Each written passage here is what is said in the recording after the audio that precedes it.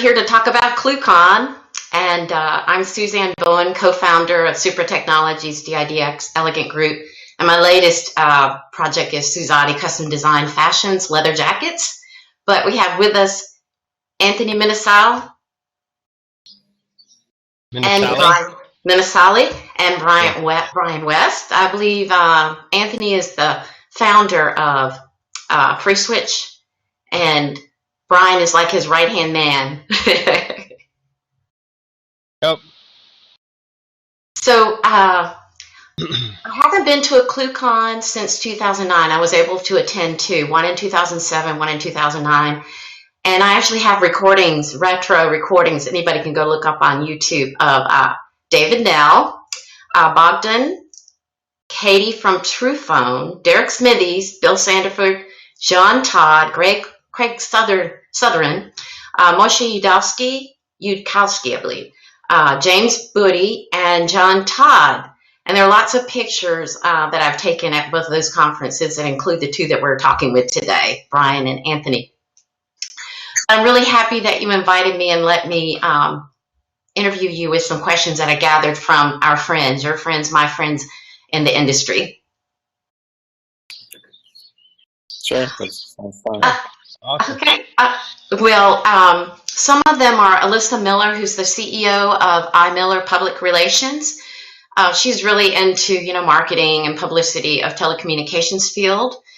Also, Daniel Constantine Mierla, co-founder of Kamailio. I found out I was saying that wrong. It's Kamailio.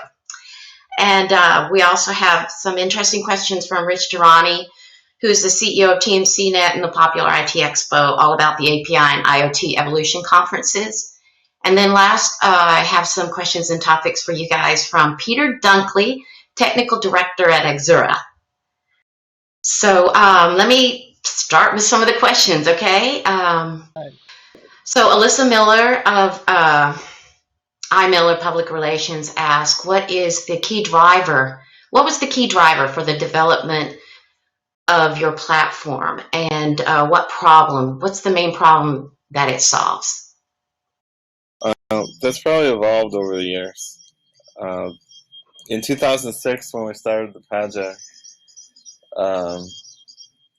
we were doing basically to solve our own problems.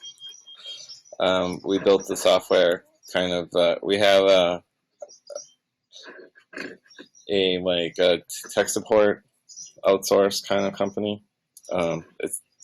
This was early in the evolution of that kind of thing. Now it's all over the place, but we were kind of doing that when it was new still, back in the late 90s and early 2000s. And we were working on sending tech support calls overseas and whatnot.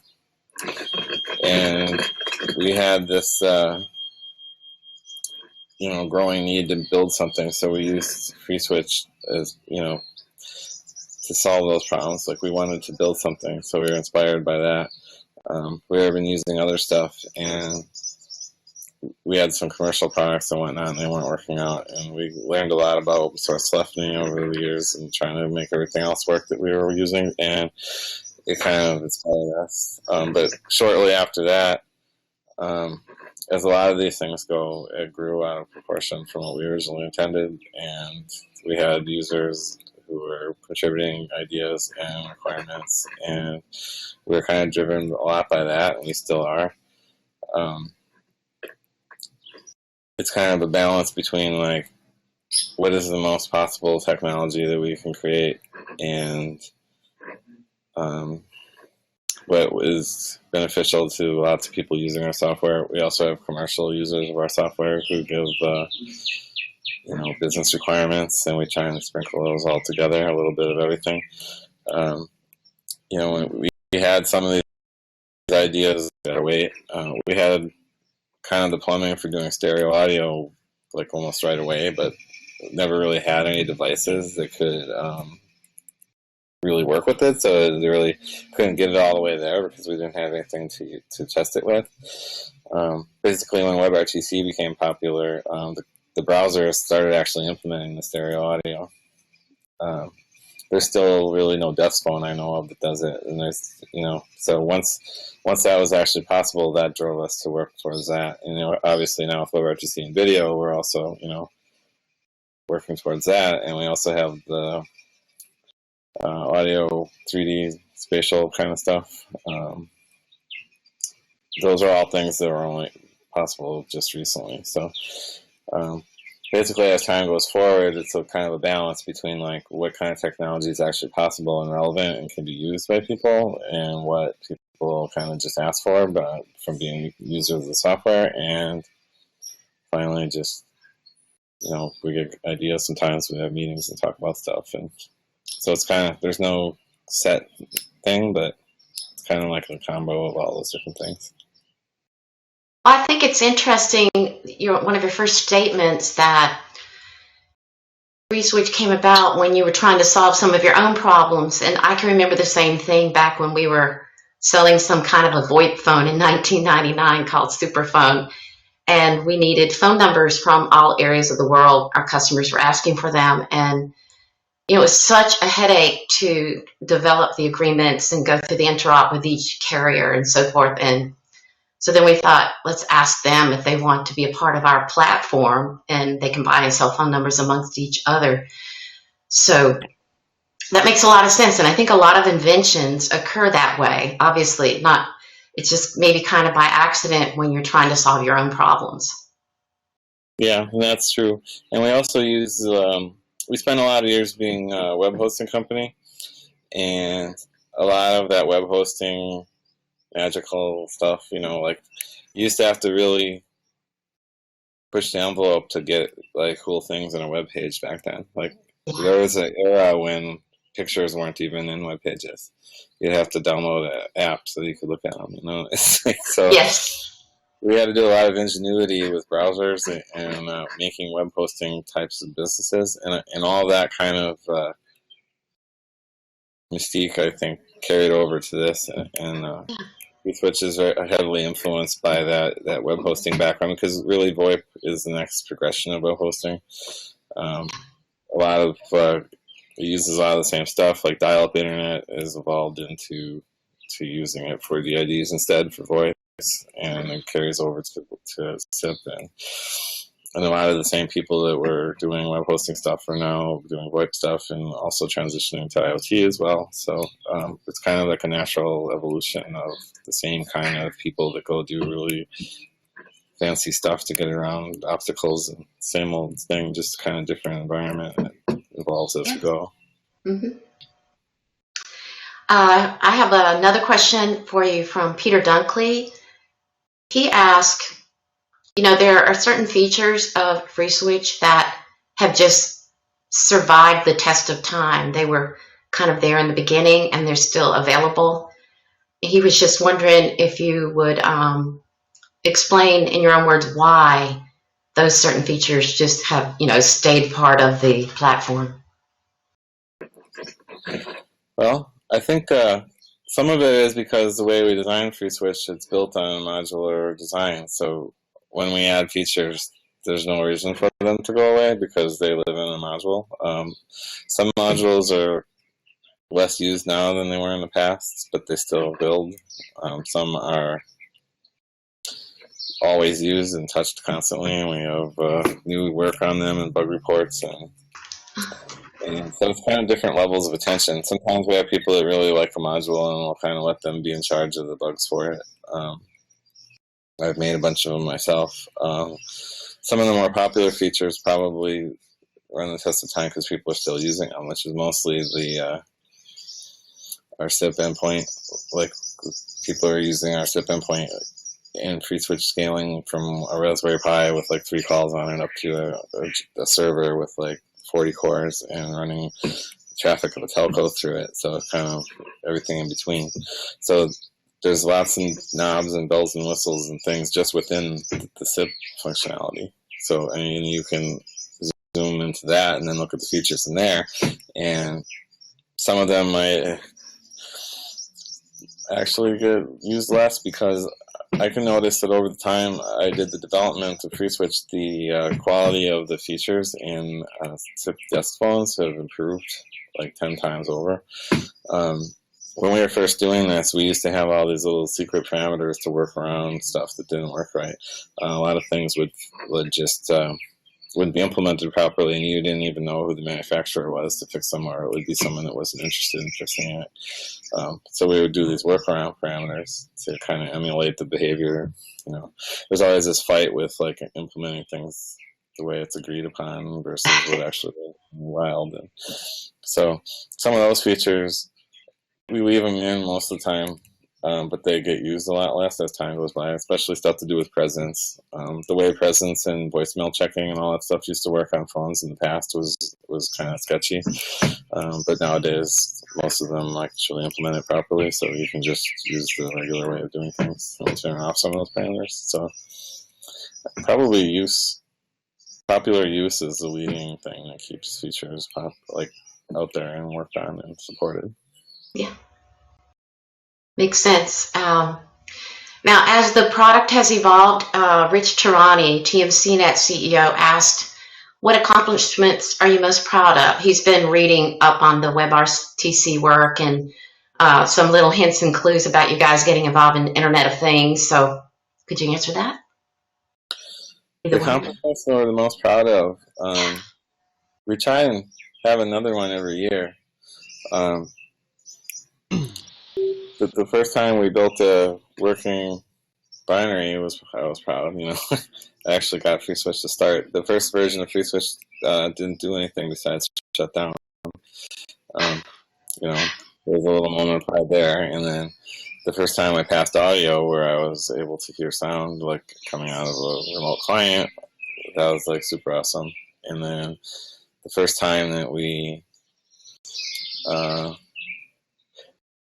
one of our most funny moments is the time we realized that we saturated 100 megabit Ethernet.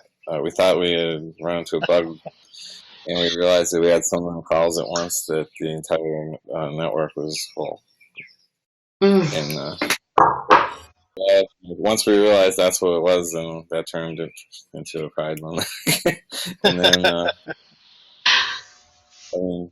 yeah, we were pretty happy when we were working on all platforms. You know, we started out on Linux and got pretty quickly working on Mac and Windows and BSD. BSD support works every other week, depending on. We have to wait for them to change stuff, then we catch up.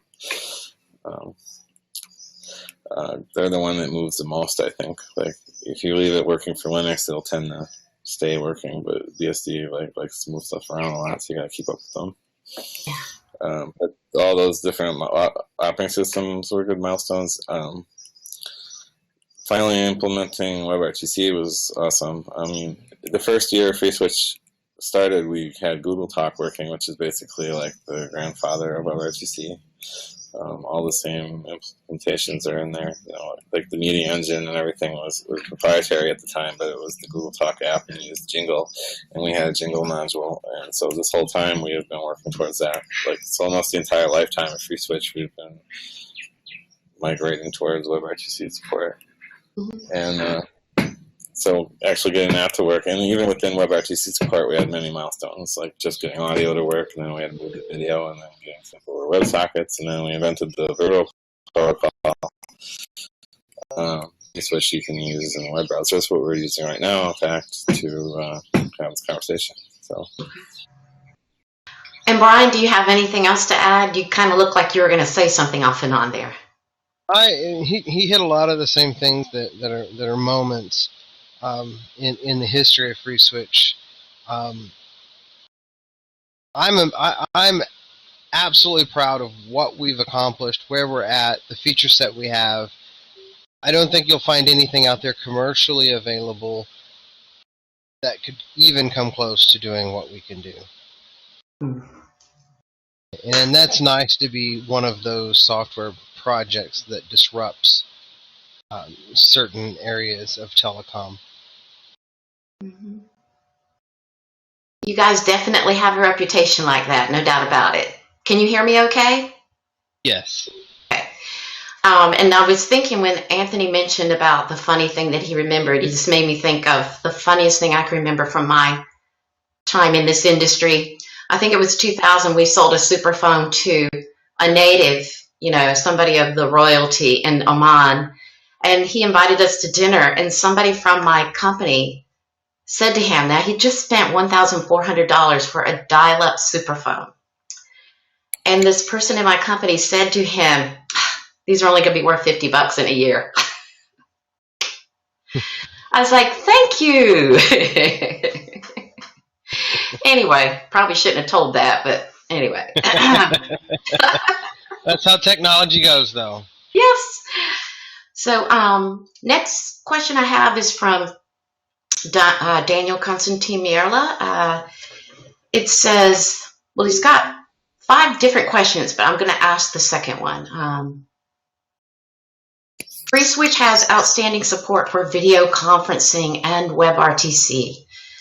Are these technologies going to change radically the way we communicate? And how do you see their impact to residential users as well as enterprise?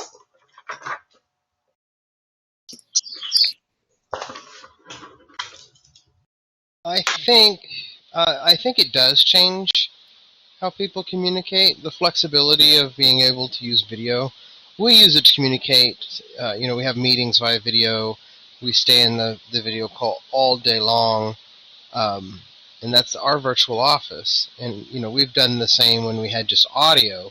So I think it does give you a little more flexibility and awareness, especially with teams that are spread out like ours.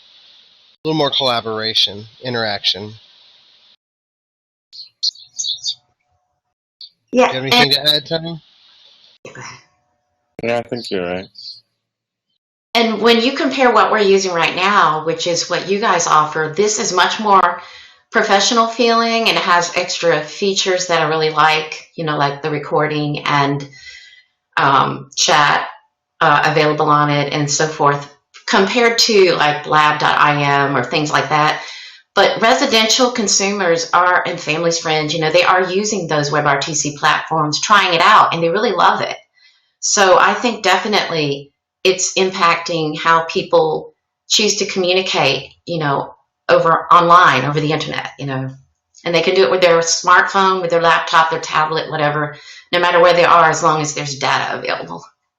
Right. For example, there's a feature that's being demonstrated right now. We've lost your inbound video stream, and since you have a Gravatar configured, it has grabbed that and put it in your place. If you were to take and do shift reload on your browser, it would come back and probably restore your video, and you wouldn't even have to call back in. Oh, wow. See, I didn't know that. If you want to try that and just see, you'll come back. Let's see. Okay, just refresh, right? Yes.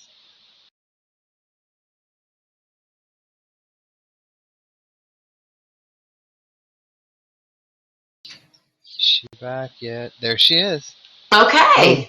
Hey, I learned something new. Thanks. But yeah, for some reason your browser quit sending video, and we decided to put up your avatar. And that is a unique feature. So, for example, if your browser crashed, you could open it back up, go right back to the page, and it's there. So right. So now whoever's talking still feels like they can see the person they're talking to, whether it's the avatar or the video. And we can probably blame that. We can probably blame that on Cox Communications.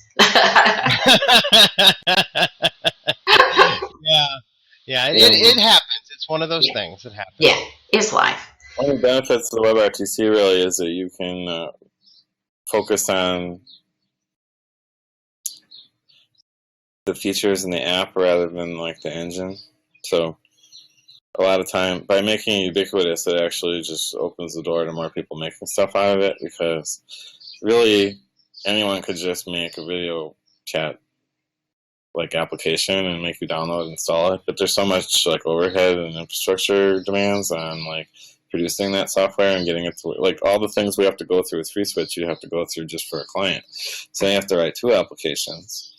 And you have to make them both work in every environment, and you've got all these different things with mobile and whatnot. And so if WebRTC is successful, which it still needs a couple more years, I think, because it's still getting more browsers into the mix, then there'll just be a way to make such an app for anyone and who can just make some HTML5 stuff rather than having to deal with building infrastructure. And that's been the dream forever. I mean, that's what Java was supposed to do. You know, it was like this magical thing you could write all your software in and it would run anywhere. But Yeah. it didn't quite work out that way. They don't like it when you make stuff out of their software. They sue you for it. So. Yeah. I think WebRTC. Yeah, exactly. I think WebRTC is going to be more usable, more user friendly as we progress forward. You know, there's still minor usability things, but they're working on them. The thing I was saying, where you got to get a different app just to look at images, it's just more of that. Like the browser is inhaling like everything. Mm-hmm. You know, to the point that Chrome even tried making an operating system out of the browser, which might be going a little too far. I don't know yet. We'll see. But That's right. Let me ask you something from Peter Dunkley again. He was saying, traditionally, FreeSWITCH would have been installed in the owner's data center or machine room. And today, everyone is moving to the cloud, and they're all talking about it. And so how well does FreeSWITCH fit into this new deployment model? in like a cloud kind of thing? I guess, cloud is such a common term now. I mean, I've even heard my mother use the term, Yeah. As being a developer for so long, we hate that term. It's like AKA someone else's computer, AKA the internet. Yeah, we get it. I mean, you have to make other people understand that you have to portray it in a way that makes sense, and I think they're kind of derived from the endless PowerPoint presentations of the 90s with the little clouds that finally caught on. Now the internet is the cloud. So, okay, fine. Gotta have your marketing terms. All right. But that the whole time, because we're server software. So, like, we've been poised in the cloud since day one.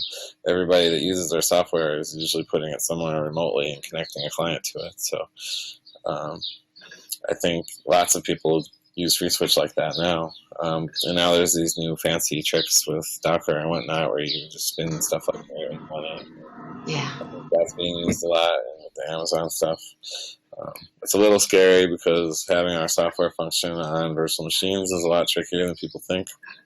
Yeah. Because virtual machines cut corners a lot of times in order to have more concurrent use. A lot of times the virtual machine host has like 5 machines on it, and like they're emulating the timing and all these different things that make it more challenging. But we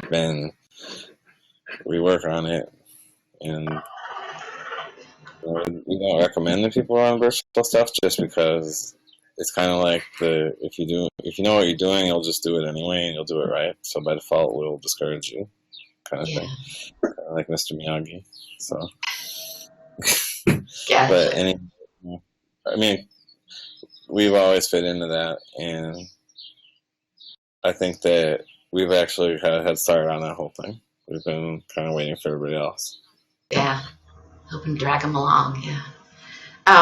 Let's talk about ClueCon a little bit. I know it's coming up August 8th through 12th. I plan to get there on the 7th because I can't wait for everything, And it's at the Swiss Hotel in Chicago. I do have my pass. I got it way long time ago.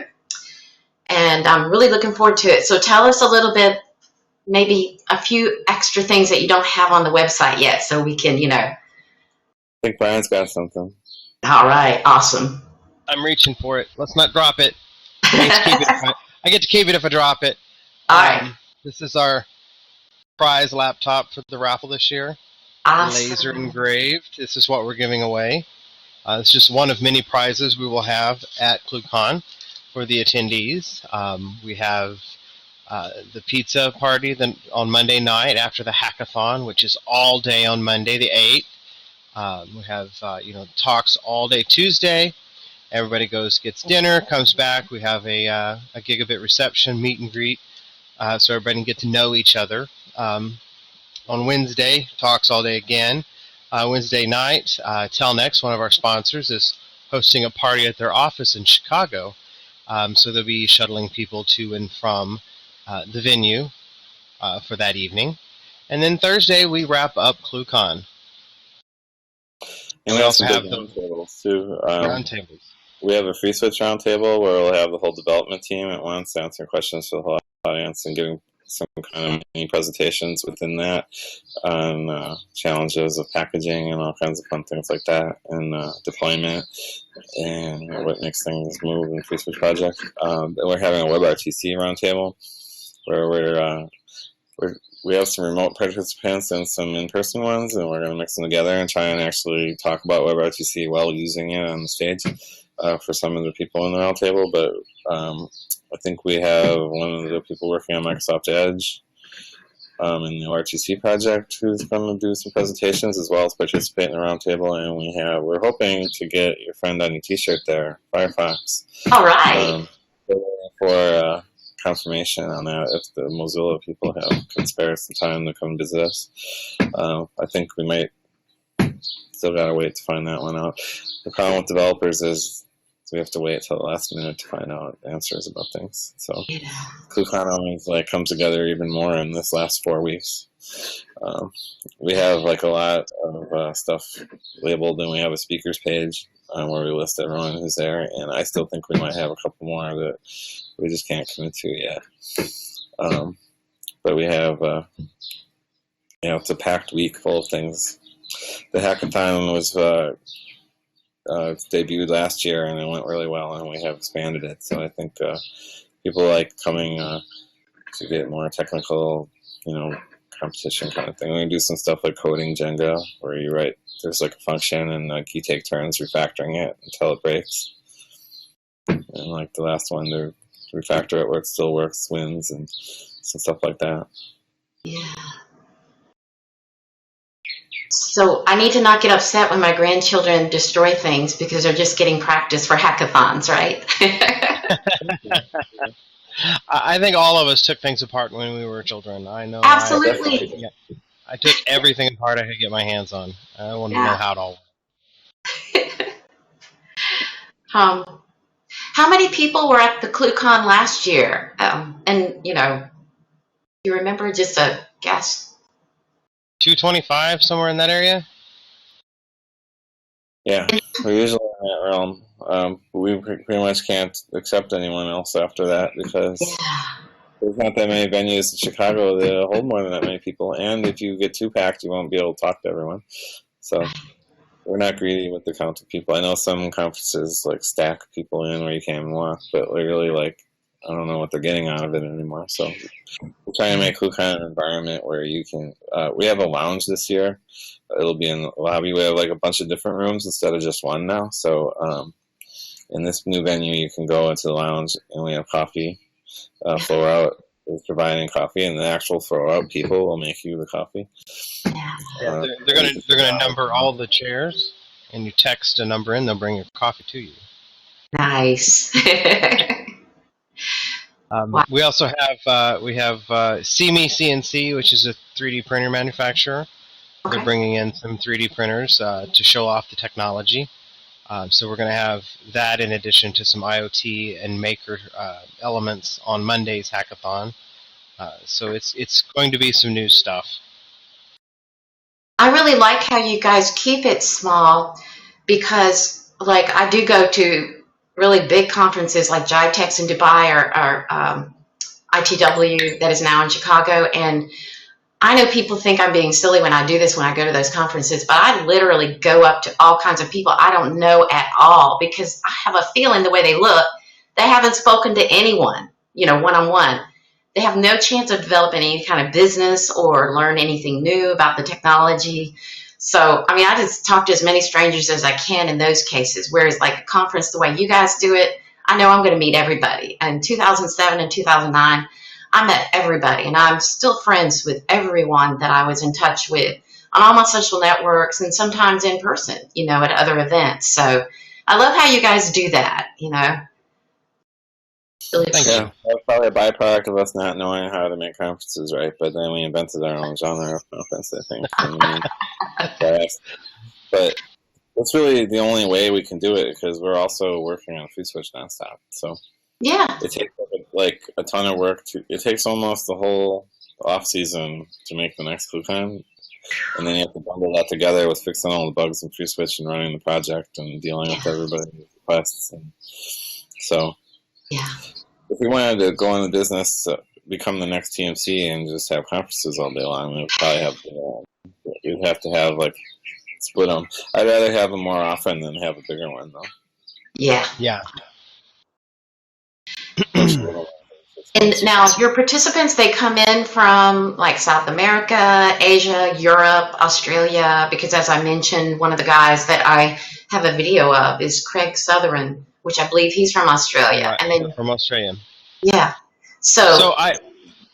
What I want to do this year, and I've still got to collect all the pieces, is they're at the registration desk. I want to get a board with a map of the world with the pins and let everybody, as they register, put where they're from, and let's just see what happens.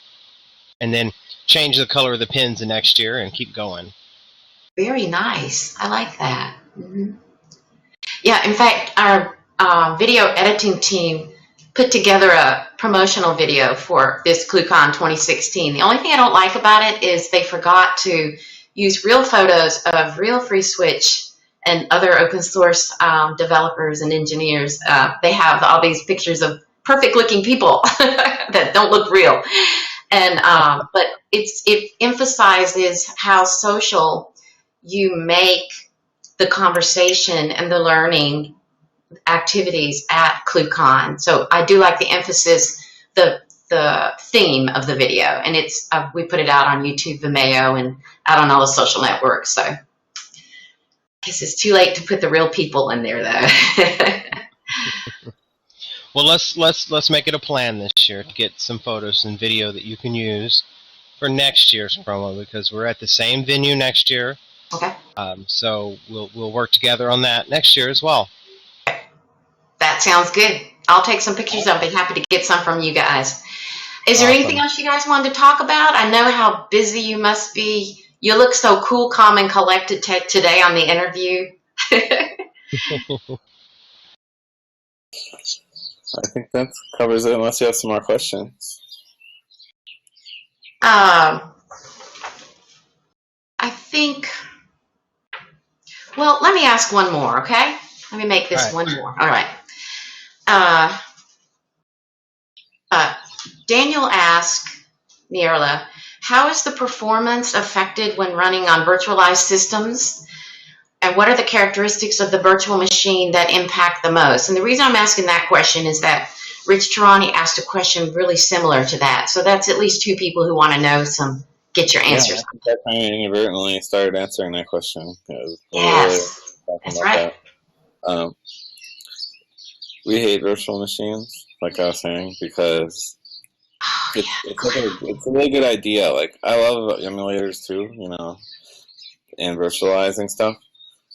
But a lot of people get that. It's an easy to understand idea, so there's a widespread, usually the more complicated a idea or approach for doing a problem is, the more complicated, the less people have the idea. Like, we've seen everything you can think of over like 12 years of working on this stuff.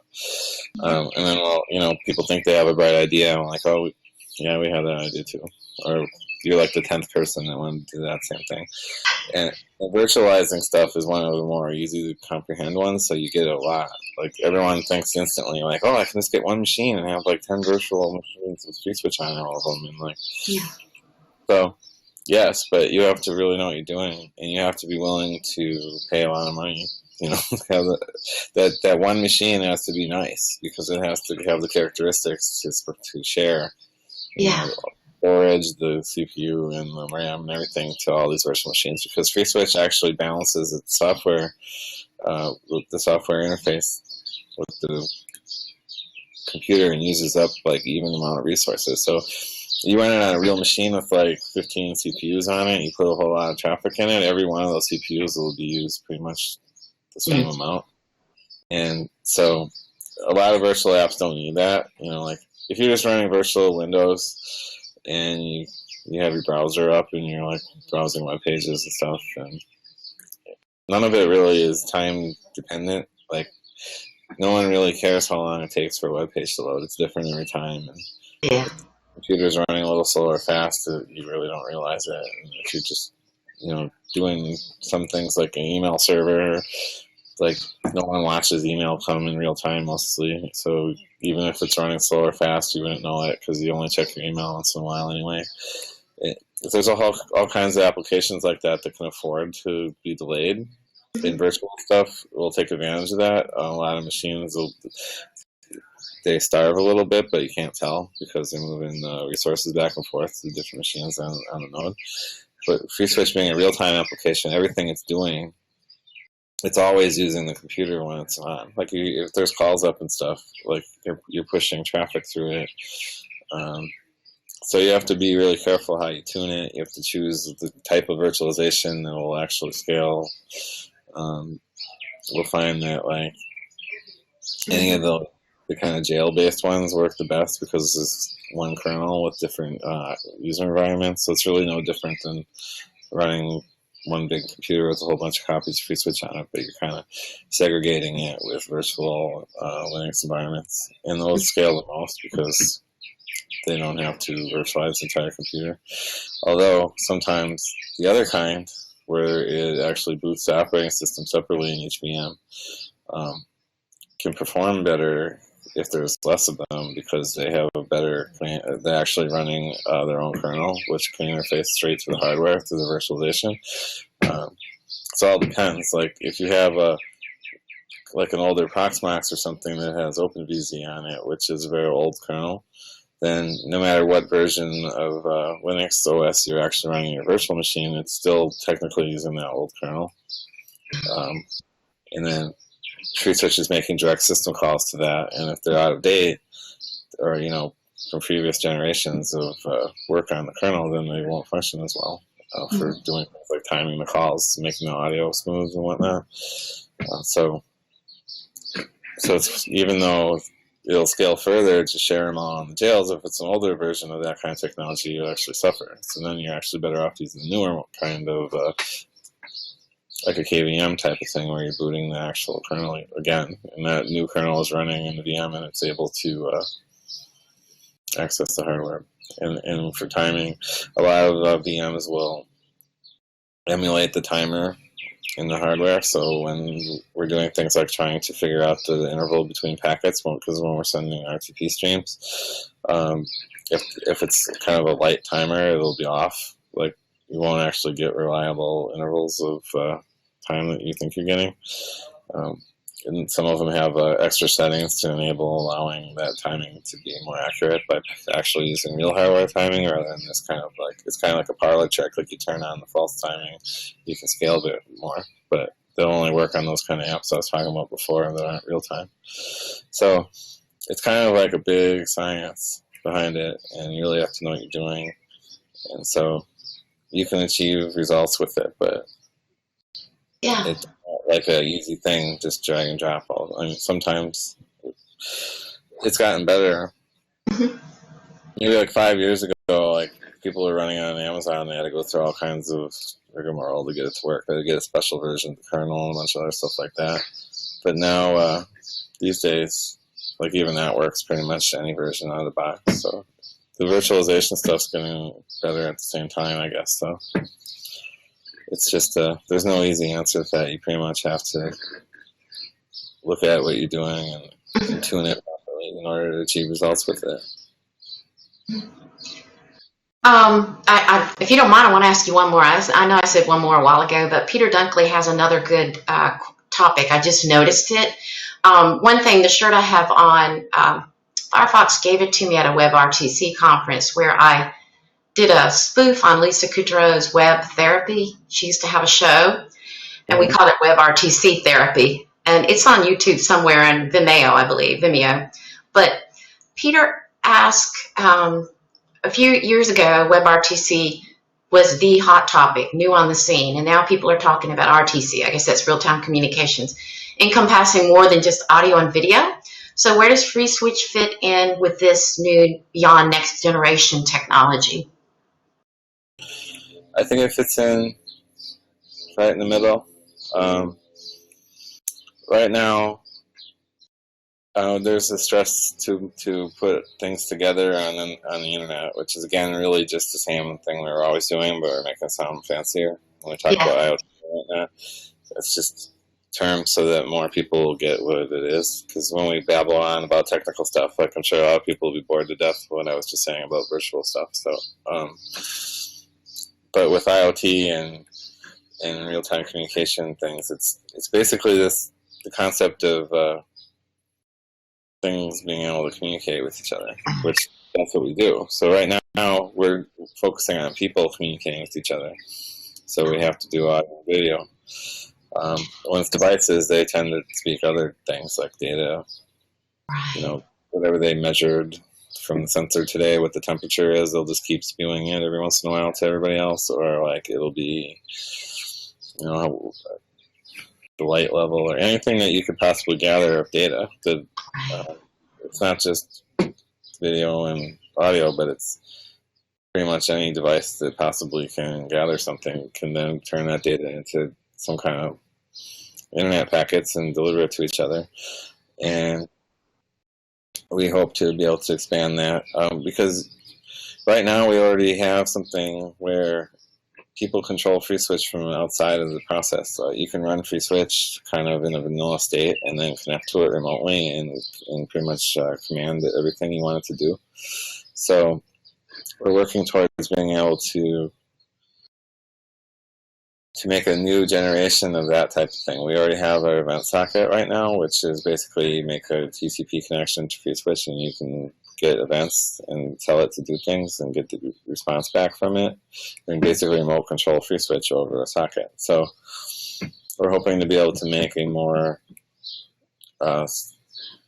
clusterable equivalent of that allows many of the machines to talk to each other kind of in a circle.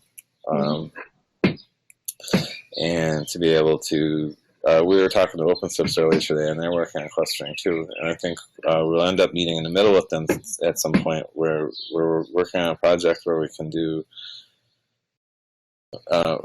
FreeSWITCH advertising all of its capabilities and things like OpenSWITCH and Communio being a proxy. We'll be able to provide the SIP and then use the FreeSWITCH as a media engine by having a back channel where it actually is remote controlling FreeSWITCH and getting the media set up commands and everything from it. And that way you'll be using like your proxy for the SIP, but it'll be using FreeSWITCH for media in tandem, and it'll be able to scale horizontally because you can have like 100 FreeSWITCH machines that are just dumb waiting to do whatever you say, and then instead of using SIP inside FreeSWITCH, if you want to do a more clusterable environment, you can actually scale up by having these proxies ask FreeSWITCH for SDPs and whatnot. So the proxies will be talking to the clients, but they'll be actually giving FreeSWITCH's addresses and stuff for the media path, and they'll be able to negotiate and control everything that FreeSWITCH lets you do, from a module or whatnot, all from a network API. And so it all kind of gives you, it's all about that. So that's where we will start, because we have a bunch of stuff that we can already do, and we just want to make that available remotely, even more than we do now. And then in the future, we'll use the same techniques to make new things able to communicate with each other, including like things like this web browser environment, making UIs. FreeSWITCH now is talking to this web browser as we are having this WebRTC call. It's got a WebSocket underneath that it exchanges data with, that it's using to, the people watching on YouTube won't be able to see it, but if you actually call in the conference, you have like a bar on the side. They'll tell you who's in the conference right now and whether or not they're talking and all this kind of stuff, and little buttons that you can press to change things. And all those UI elements are actually communicating directly with FreeSWITCH. There's no like a middleware or anything. A lot of apps like this tend to need like a web server to gather the posts of the different commands you do and then translate it into something else. But we're able to talk straight to FreeSWITCH now, and we're going to expand on that and have FreeSWITCH talking to more FreeSWITCHes, the controller who's talking to like 3 different people's web browser, and making UIs, and it just goes on. So I think that we're head on into that whole thing. It'll just be a while before we take a while to accomplish it, but that's the direction that we're being pulled, which kind of full circle to your first question. What's possible is really what drives us towards things. Absolutely. Well, no doubt the future is bright, and I'm really happy that you guys let me ask you these questions that I gathered from our friends in the industry. And appreciate it. And I'm really looking forward to seeing you guys and learning more from you at ClueCon in Chicago, August 8th through 12th. Yep. Look us up. All right. We'll be there on the 7th setting up when you get there, so stop down and say hi. Sounds good. All right. Y'all take care. All right, you too. Thank you. Bye. Thank you.